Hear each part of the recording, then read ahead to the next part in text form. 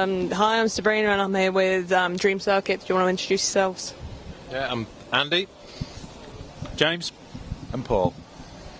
So, what do you guys think of your experience here so far? Is it your second time here, is it? Yeah, really good so far. Excellent. We played the main stage last night. Went down really well, we think. Got a nice reaction. It was good to see a lot of people there. And then we've just done an unplugged session in the small bar next door. And considering it was completely unrehearsed and we've never done anything acoustic before, touch wood, I think from the reaction, people seem to enjoy it. So yeah, really pleased with the reaction we've had so far. So people just wanted more then? Yeah, which is nice because, there's been times where we've played in places where people couldn't wait to get rid of us. So, yeah, it's nice to have a bit of a good positive reaction and people have said some nice things to us. So, it's good to get that kind of feedback because you're never quite sure how it sounds when you're on stage because you get a different sound out the front. And so it's really nice to get people come up to you and say, they really enjoyed it and it was really good and it's great, yeah. Do you ever feel differently? So when you play the gig, if you think it hasn't gone so well, but the crowd say it's gone well, do you think, oh, okay, do you ever feel like that?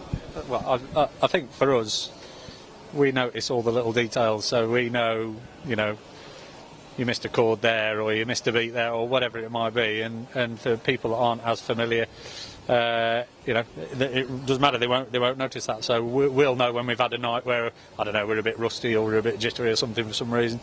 So we'll notice all those little things. So we'll come off thinking, oh God, that wasn't so good. And then people come up and say, oh yeah, great, sounds really good, blah blah blah, and you think, oh, all right, great, relief.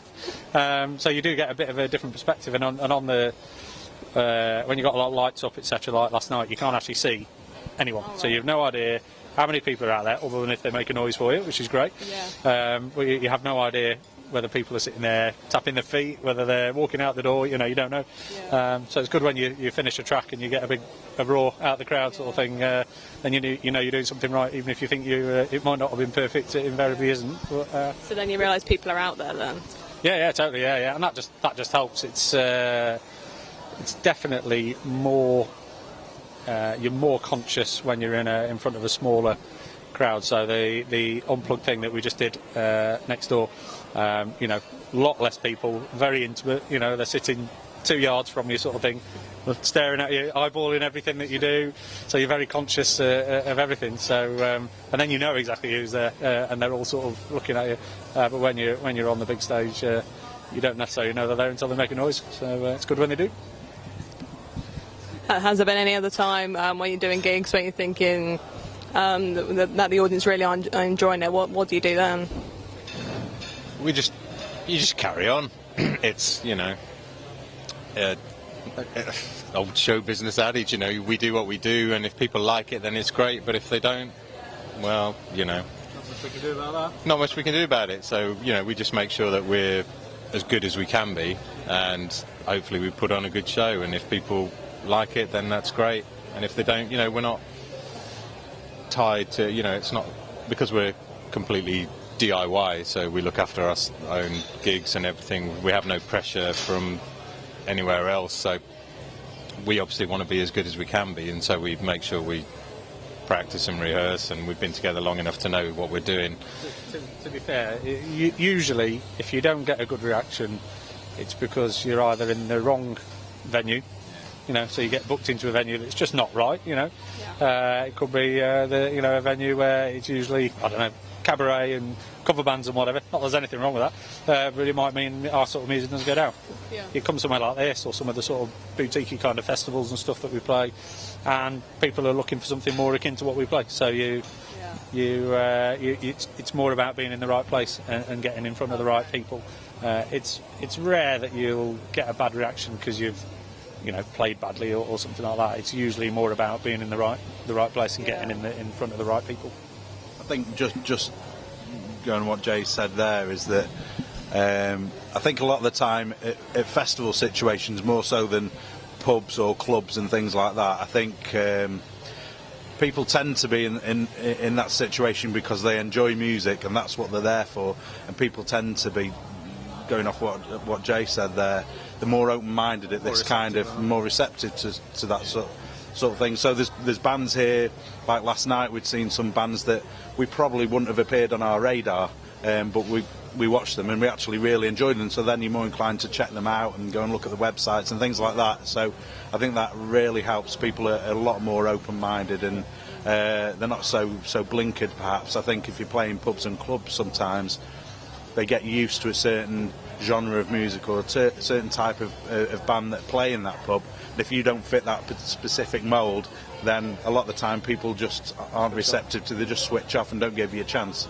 But I think with us, we enjoy what we do, and the stuff we write, like Andy says, really we write it for ourselves, and it's great if you get good audience feedback and participation, then you can feed off that and you really enjoy it. But we don't necessarily do it for anybody else other than ourselves, and if people enjoy it, then that's great, you know, and that gives us the incentive to keep going, basically. Yeah. That sounds great. So. When you're writing for yourselves, it's sort of, do you take your inspiration from sort of more personal experiences, is it, or just write what comes to your mind? I think it's a real combination of things. You know, sometimes it'll all stem from one riff that somebody's come up with. Sometimes we'll bring complete songs to the table, but then it's about letting everybody else have their input and feed into it and say, well, okay, that bit's not working so well, we'll try something else. You know, it's more about the music for us than the lyrics, I think, to be fair. You know, we don't put out a political message, or we don't have anything particularly deep or profound to say. It's more about the music and what we can do with that.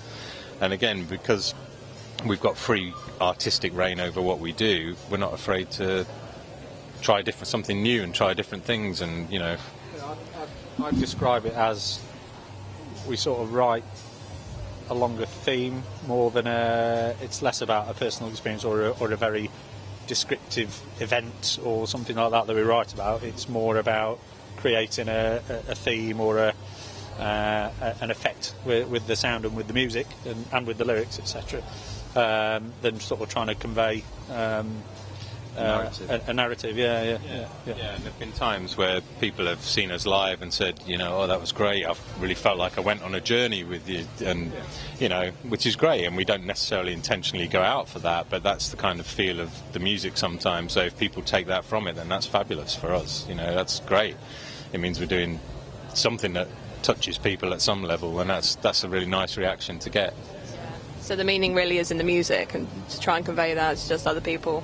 Yeah, I think so. Yeah, and because a lot of the stuff, I mean, probably, you know, 2/3 of what we do is instrumental based anyway. So it's more about the music and the feel that comes with that, and then it's just for us a case of blending that all together and trying to come up with something that works as a piece, and then connecting those together to make a set or an album.